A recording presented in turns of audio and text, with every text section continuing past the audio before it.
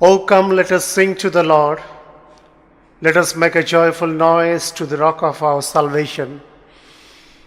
Let us come into his presence with thanksgiving. Let us make a joyful noise to him with songs of praise. For the Lord is a great God and a great King above all gods. In his hand are the depths of the earth. The heights of the mountains are his also. The sea is his, for he made it, and his hands formed the dry land. O come, let us worship and bow down. Let us kneel before the Lord, our Maker. I greet you all in the matchless name of our Lord and Savior Jesus Christ. God is great, and is great all the time. And we know and we have experienced in our life how blessings we get from our Lord and Savior Jesus Christ. Let's begin the service with a word of prayer. Father, we come to you in this time to exalt your name because you are the great God and your word says no one can fathom your greatness, O Lord. Father God, as we have come to worship you, Lord, we seek the presence of Holy Spirit to guide us. And also we pray for the all activities that we are going to have this day, O Lord. Especially we pray for your servant who is going to deliver your word. Lord, be with him. Anoint him with your spirit, Lord, so that each and every word that comes from him will be a great blessings for the people, those who are watching this service through YouTube. Father, also we pray for all the families of our church. You bless everybody and bless the things that they used to do for their families, O Lord. Thank you again for all the good things that you are doing in our life. Because we know when the entire world is in a fearful state, Lord, you have given us this time to glorify you. And Lord, we pray that let your Spirit control us, guide us throughout the service. Thank you, Lord, for hearing us. We ask this prayer in the precious name of our Lord and Savior Jesus Christ. Amen. Let us worship God by singing a song. I am very much thankful to God that you all love your temple and you are sending your offerings and tithes through online. And in this time also, I will ask you to send your tithes and offerings online through the account number scrolling below. Thank you. For today's meditation, the scripture portion is taken from Paul's letter to Corinth, 1 Corinthians chapter 13, verse 13 only. Chapter 13, verse 13 only. And here it is written, So now faith, hope, and love abide, these three, but the greatest of these is love. This is the word of God. And this is the time of intercessory prayer. May I request Reverend Saurav Sampath Nag to come forward and lead us in the prayer of intercession. Shall we look to the Lord and pray? Our gracious, loving Heavenly Father, we thank you so much for this day where we are able to gather together to worship your holy name, to hear from your word. And Lord, thank you for enabling us to endure all the hardship of the past days. Lord, as we are gathered here with the oneness of heart and mind, we pray for our country, we pray for our leaders. Lord, give them the heart of discernment, that they will understand what is the good for the country, and also they will work for the welfare of the common people. We also pray that for the decision-making body, the law-making body, the different policies that are coming in the days to come. Lord, we pray that may you bless all their plans so that, Lord, it will be a benefit for the people all over the country. Lord, we thank you so much for the service your servants as pastors or evangelists or in different capacities, people are giving so that the spiritual life of the people will be nourished. We pray that continue to equip them, Lord. Lord, may you protect them from all kinds of dangers and all kinds of harm these days, and provide the things that they need in their life. Lord, very specially we pray for all those people, those who are affected with COVID-19, those who are in the ICUs, and the families, those who have lost their beloved ones because of the disease. Lord, may you take control of this situation, take control of the life of the people who are suffering because of the virus. And also we pray people who are going through social stigma, take control of all these things, Father. May you enable the researchers and the scientists to invent, to discover a new vaccine that will fight with the disease, Lord. We also pray for all the sick people in our community.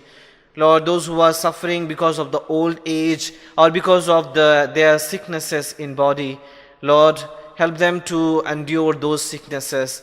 Help them to overcome all those physical pain. And if there is anyone who is praying with us and who is not well physically, Lord, look unto them with compassion and mercy and heal them from all their sicknesses. We also remember our brothers and sisters, those who have celebrated their birthdays in the near past. We pray that may you bless their life, and as you have enabled them to see a new year in their life, help them to continue this new year with your grace. Help them to be a testimony, and all the days of their life be filled with your grace, Father. Lord, at this time we also pray for the scripture portion which is read to us. May you bless your servant, Reverend Niyar Bardhan, who is going to share your word with us. Anoint him with your Holy Spirit and speak to all of us very personally. Encourage us, Father. Lord, we pray for the offering that is collected, and we pray those who are praying, those who are paying online, bless their heart and intention also, and provide all their need according to the riches of your glory. We submit everything unto your mighty care, believing in your greatness. In Jesus' precious name we pray. Amen. We are privileged to hear the word of God from God's servant, Reverend Nihar Kumar Bardhan, who is the pastor of Katak Odia Baptist Church. And we are much privileged to hear from him this day. In this time, without taking much time, I would request him and welcome him to come over here and speak to us. And also I request him to conclude with prayer. Praise the Lord and Shalom to everyone. I really thank God for this beautiful opportunity to be with you with God's word today. This is the Lord's Day, and we know that it is very special for God's people. When we come to the presence of God and we meditate God's word, sing, praising and worshipping Him, and also just desiring to see His face. It's a great pleasure to be in the presence of God, because the Bible says, in the presence of God there is fullness of joy. So I thank God for this opportunity, and also I thank God for the church that they have given me this privilege to share few words from the scripture, that today we all may be encouraged, and the church also may be strengthened, and our family also may be blessed by that. Before we go to the word of God, let's look to the Lord and pray. Heavenly Father, we thank you and we praise you, Lord, for this day. This is a very special day because you have conquered the death and you have resurrected, Lord, so we call it the resurrection day. Mighty God, we just thank you because this is our worshipping day, coming before the presence of God and spending our time. But unfortunately, Lord, for last 13 weeks, we are not able to come to the house of the Lord and worshipping together, sitting with God's people because of this COVID-19. But Lord, through this COVID-19, you have helped us, taught us so many things, given us so many spiritual blessings that we are enjoying, we are growing in the Lord. we are strengthening ourselves, our family life, our spiritual life, and also, Lord, many ways you have taught us so many things. We thank you. This morning also, as you are going to meditate God's word, bless us and talk to us. In Jesus' name we pray. Amen. Today I just want to talk to you from an epistle written by Paul to the church at Corinth. 1 Corinthians chapter 13 verse 13, as our dear pastor was reading the scripture portion. And it's a very familiar passage where the word of God says that talking about three very permanent virtue of a believer. But today I just want to focus that one by giving a title saying three abiding virtue of a godly family. Three abiding virtue of a godly family. Let's read that portion once again. And now abideth faith, hope, charity. That word is used here, charity, because of the King James Version. That is love. These three, but the greatest of these is charity. My dear friends, when the epistles has been written to the different churches, that has been so encouraging and so blessings for each and every one of us, especially to the church and to our personal life. Starting from the epistles and just going to the last part of the book of Revelation, chapter 2 and 3, where Jesus Christ is sending 7 letters to the 7 churches. So these all letters has been a great experience of learning and nourishing our spiritual life. Today I just want to focus on this family life, a godly family life, and 3 abiding virtues.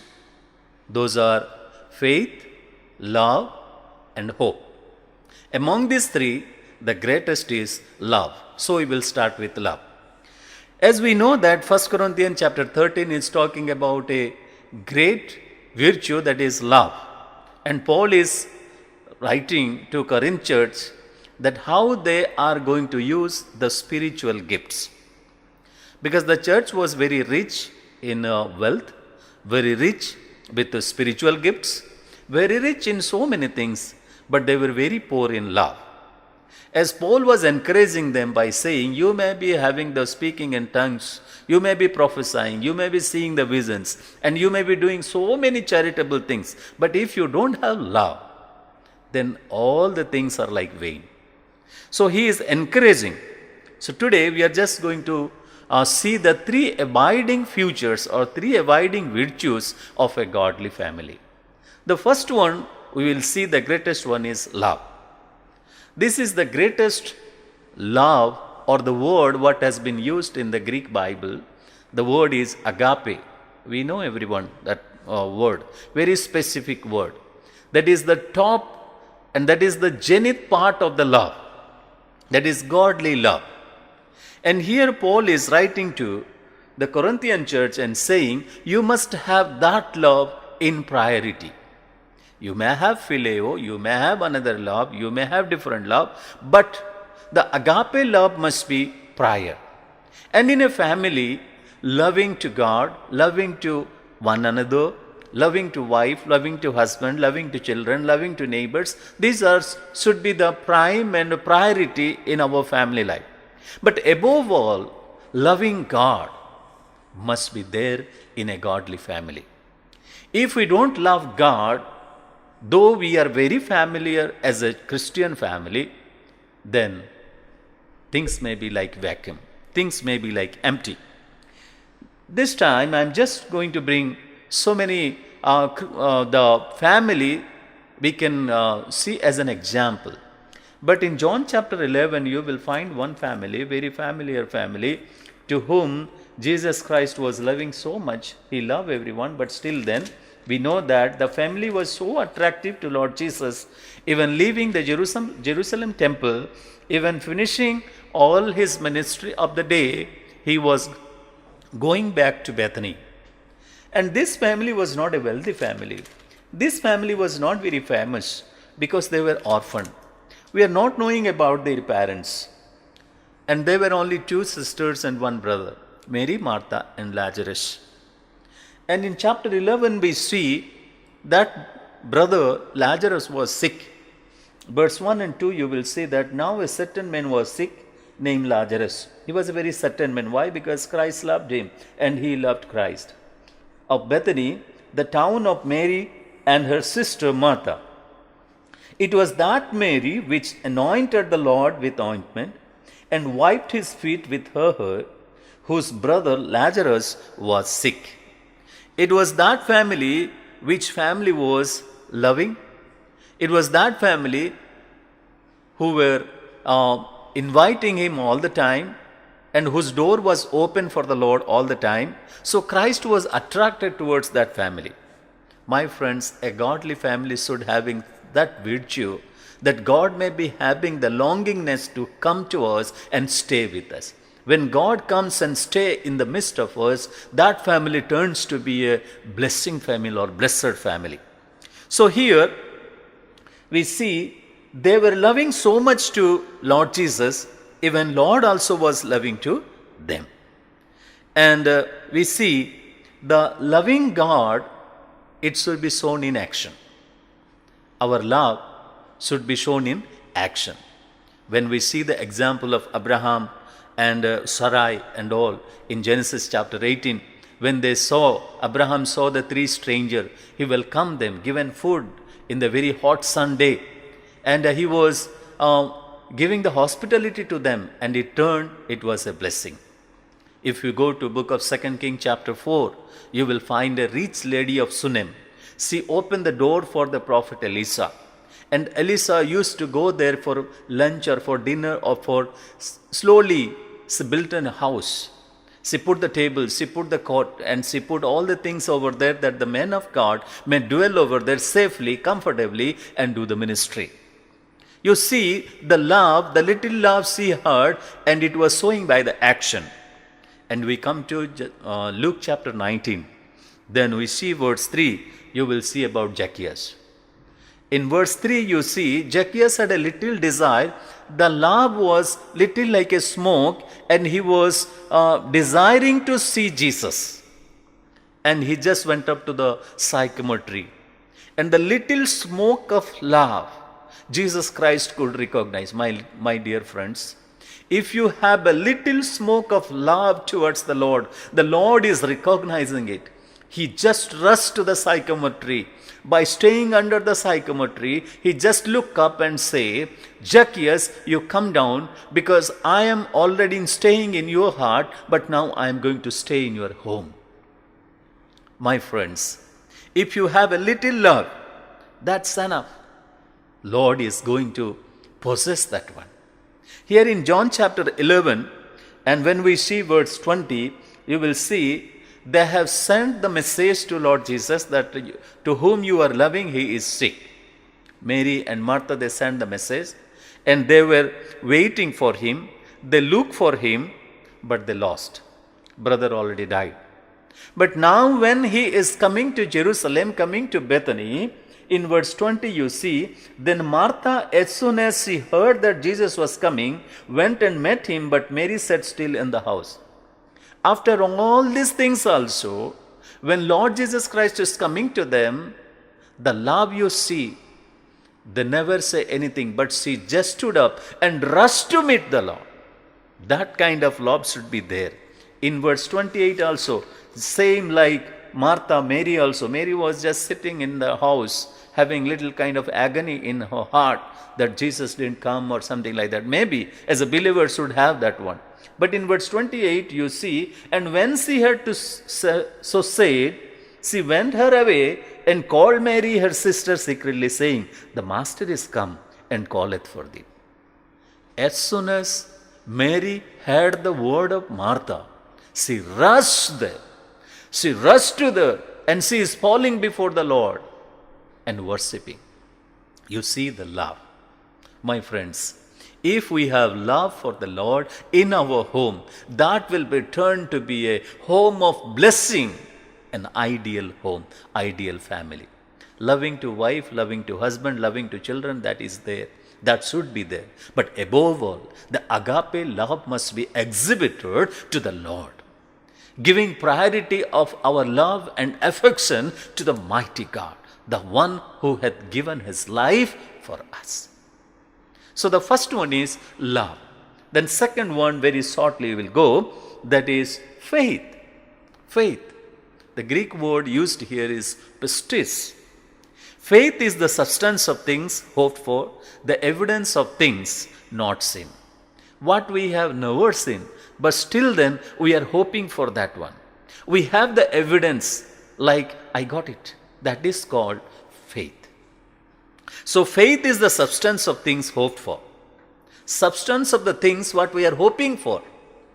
A faith, it's a great virtue that should be found in every Christian's life, in every Christian home.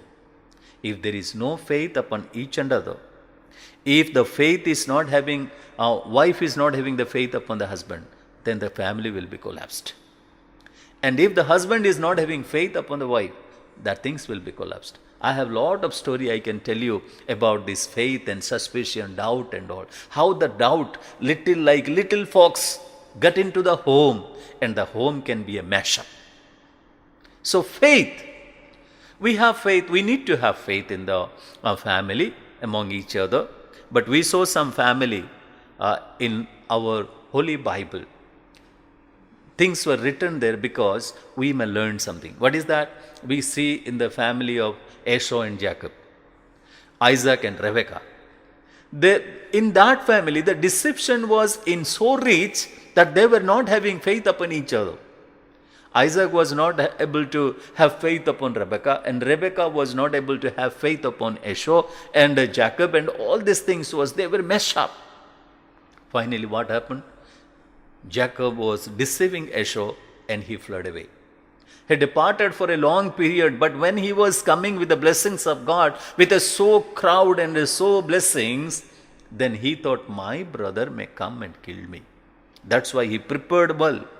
My friends, when this deception, doubting, all these things will come upon a family, the faith will be disappear. So in the family, we should have faith upon each other. And also, above all, the greatest need of a Christian family to depend upon faith is faith in the Lord in relation to the salvation. We may be born in a Christian family, married to a Christian girl, married to a Christian boy, and we start a Christian family. That is not the Christian family where Christ is not saturated, not centered in the heart of the people. Where there is no time for Christ, where there is no priority for Christ, where there is no preference to give to the Lord and saying, Lord, you are in the midst of us and you are the prime one in our life. So faith upon the Lord. So above all, in relation to salvation, we need to have faith in the Lord, because our salvation is by the grace of God and through faith. Faith cometh by hearing, and hearing God's word. We know all these things. So, faith in the Lord.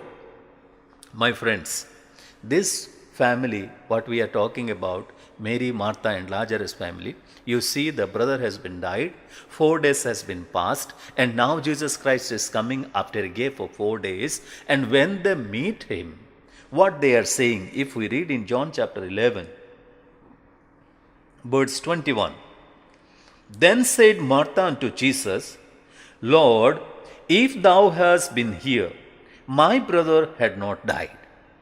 The same thing Mary also spoke to the Lord in verse 32. Then when Mary was come where Jesus was, and saw him, she fell down at his feet, saying unto him, Lord, if thou hadst been here, my brother had not died. He died already, 4 days has been gone. But my friends, you see, they are having the faith upon God and saying, Lord, if you could be here, my brother would not have died.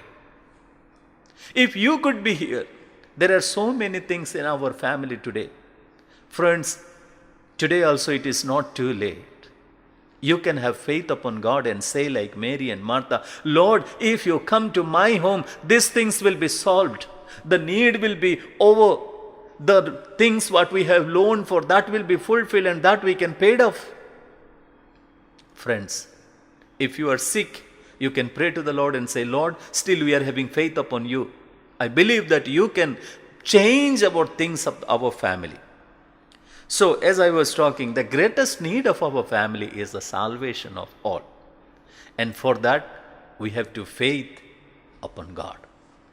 If you turn to 1 Peter chapter 1 and verse 18 and 19, there you will find what Peter says about the salvation, our redemption. 1 Peter chapter 1, verse 18 and 19. For as much as ye know that ye were not redeemed with corruptible things, as silver and gold, from your vain conversation, received by traditions from your fathers, but with the precious blood of Christ, as of a lamb without blemish and without spot. For our salvation, we need to depend, or we need to have a faith upon God's precious blood. The precious blood of God redeems us. Friends, when Jesus Christ born on this earth, on the 8th day only, on the day of circumcision, his blood drop has been poured in the temple. And the whole world has been sanctified with the blood of Jesus Christ. The redemption work has been started as the baby was only 8 days old. And the first drop of the holy blood has been fall in the ground, or fall in the altar, or fall in the temple. That day onwards to the cross of Calvary, as he was bleeding himself and given the precious blood to redeem us, we need to have faith. How? Friends, I will tell you one illustration. In Spain, during the time of King Philip II, there was a revolt has broken out. And many has been raising the voice against the king. And there was an uproar. Finally, the revolt has been just subdued by the king by putting the military hard rule. And they were killing like anything the people. And a place called Rotterdam, in that town in Holland, there is a house still today untouched, and it kept like a memory. Why? In that house also there are some people, they kept themselves secretly and they shut the door. Because the soldiers were entering to everybody's house and killing, mercilessly killing. The blood was flowing on that town. Blood like a river it was flowing.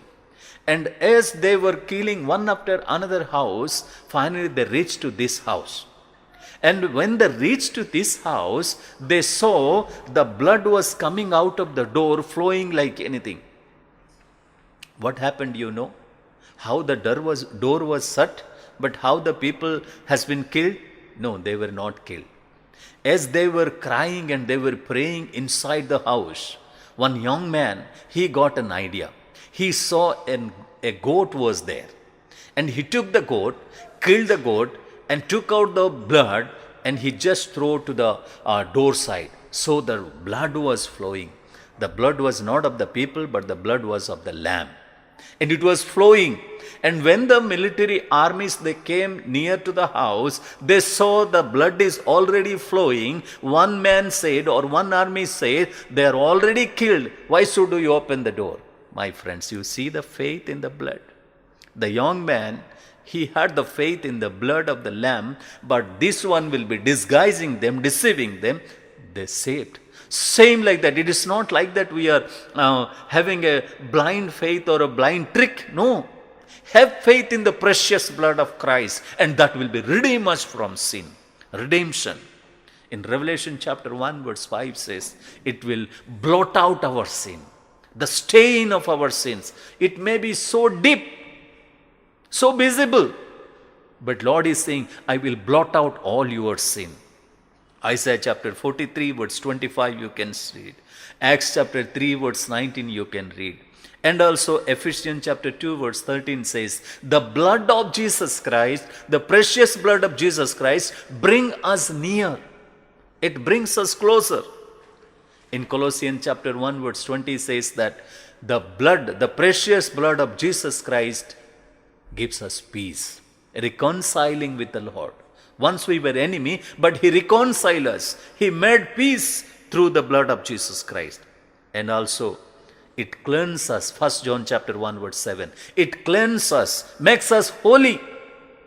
That will be turned to be ideal family having faith in the precious blood of Jesus Christ. One preacher, he was preaching and he says, the blood of Jesus Christ will cleanse your sin. Then one atheist was there and he says, sir, just wait. How the blood can cleanse us? How the blood can sanctify us? Then preacher was wordless, speechless. But immediately the Holy Spirit spoke to him and says, how the water quench your thirst? He just asked the question. How the water quench your thirst? Then the man says, I don't know.